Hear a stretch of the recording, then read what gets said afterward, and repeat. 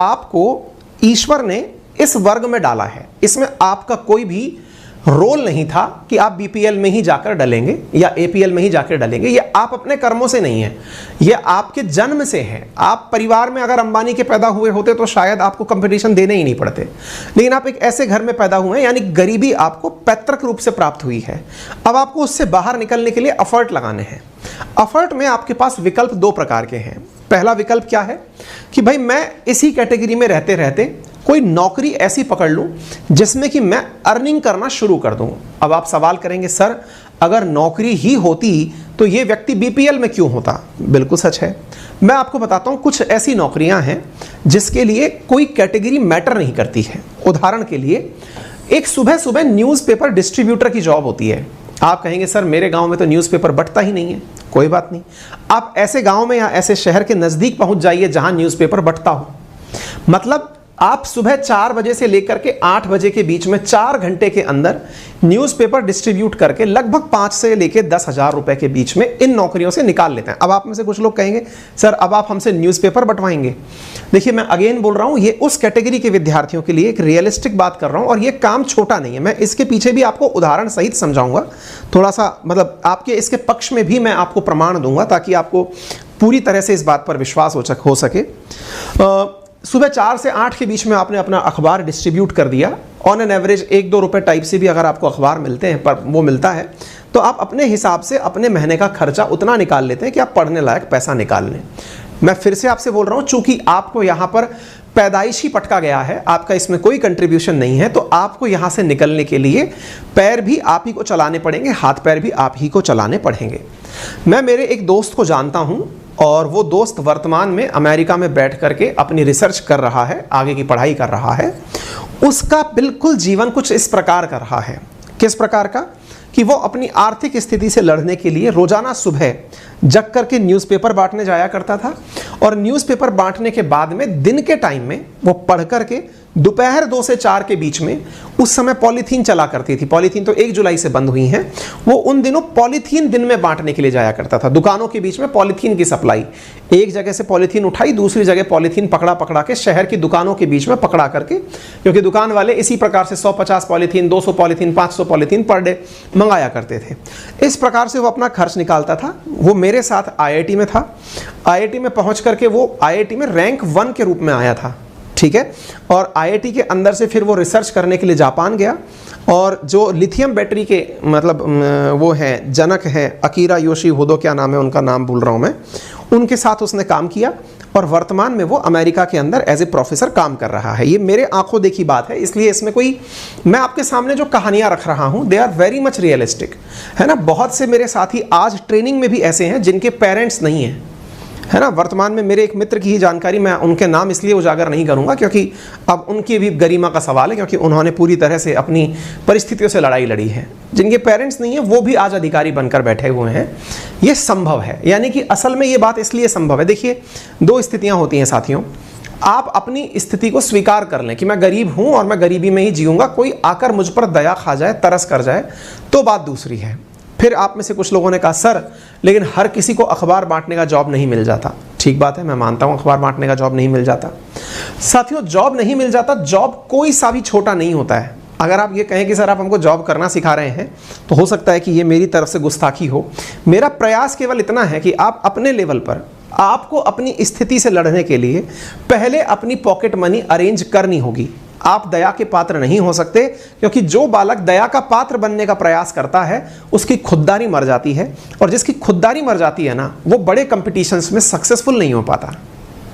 यानी खुददार बनिए। खुददारी का अर्थ समझ रहे हैं आप लोग? जिसके अंदर अहम, अपना स्वाभिमान, अपनी खुद की इज्जत बची हो। मैं किसी गरीब से मिलकर के ये कह दूं कि बेटा तू चिंता मत कर, तेरा रहने खाने की व्यवस्था सारी मैं करूंगा, पढ़ाऊंगा भी मैं, एक बार के लिए ये सुनने में अच्छा लग सकता है, कर्णप्रिय लग सकता है, लेकिन इससे आपकी इमेज नहीं बनेगी, मेरी इमेज बनेगी। अगर मैं किसी से ये कह देता हूं बेटा तू बिल्कुल चिंता मत कर, तेरा रहना खाना पीना सब मेरी तरफ से, तू तो पढ़ आराम से, इसमें मैं बड़प्पन दिखा रहा हूं, आप नहीं दिखा रहे। आप जिंदगी भर के लिए कर्ज में दब गए कि यार इसने मेरे ऊपर कभी एहसान किया था। मैं आपकी खुददारी जगाने की बात कर रहा हूं।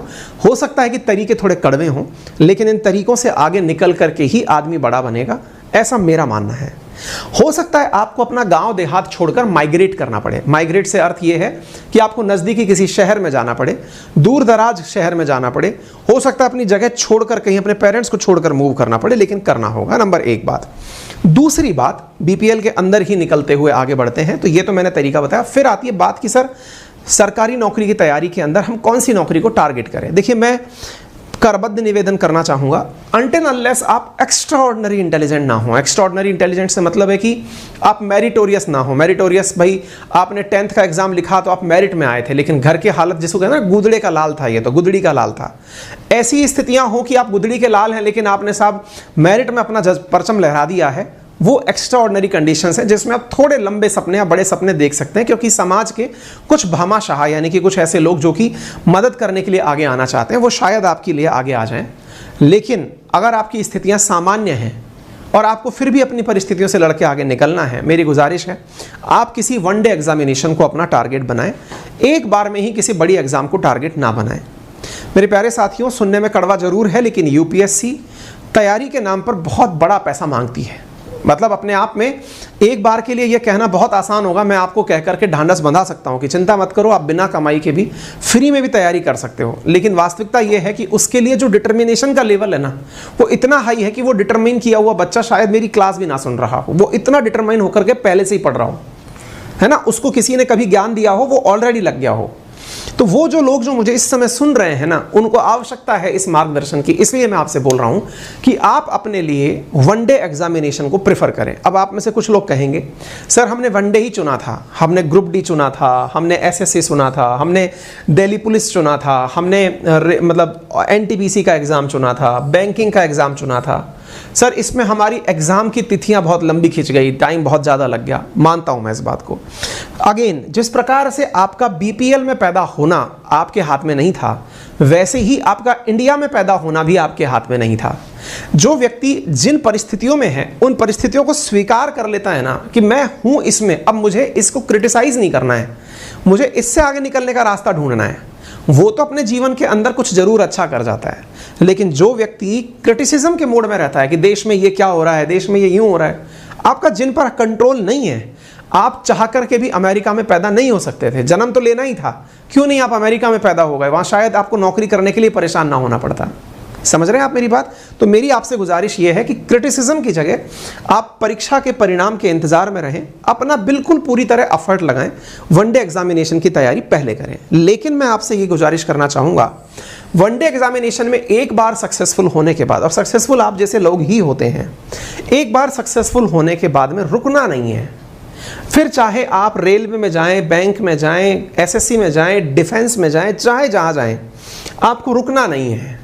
अगर आप अग्निवीर भी बन रहे हैं, 4 साल देश की सेवा करके आए, उसके बाद जब आप निकल के आए ना, तो उस जमा पूंजी से जो छोटी मोटी आपके पास है, उसको लगाकर, अगर आपका सपना अभी भी जिंदा है कि मुझे स्टेट पीसीएस में जाना है कि यूपीएससी में जाना है, आप जी जान के साथ लग जाएं, क्योंकि आपकी स्थितियों को बेहतर बनाने में ये जो वनडे एग्जामिनेशन की नौकरियां हैं, ये जो पैसा आपको उपलब्ध कराएंगी, ये आपके अंदर अपलिफ्टमेंट में सहायक होंगी। मेरे प्यारे साथियों, राजस्थान में हमारे ऐसे बहुत से उदाहरण हैं जिन्होंने सबसे लेवल 1 पर, ग्रेड 1 में, मतलब एक तरह से, मतलब ग्रेड 3 क्या ग्रेड 4 ही कहूँगा मैं उसको, जो होता है ना कांस्टेबल, पटवारी, ग्राम सेवक, वहाँ से उठते उठते आईएएस बनने तक का सफ़र तय किया है।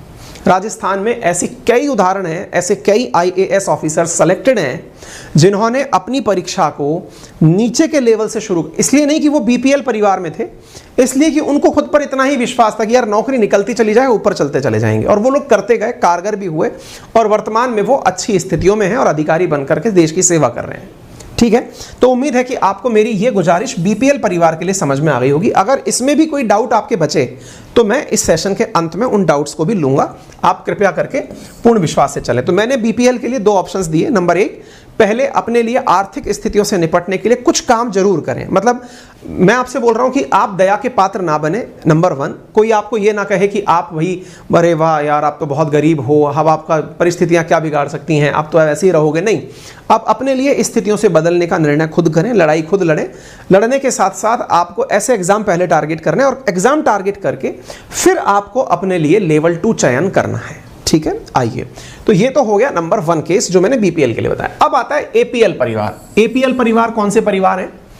जो मुझे इस समय 10,000 रुपए से ऊपर के मोबाइल पर सुन रहे हैं, है ना।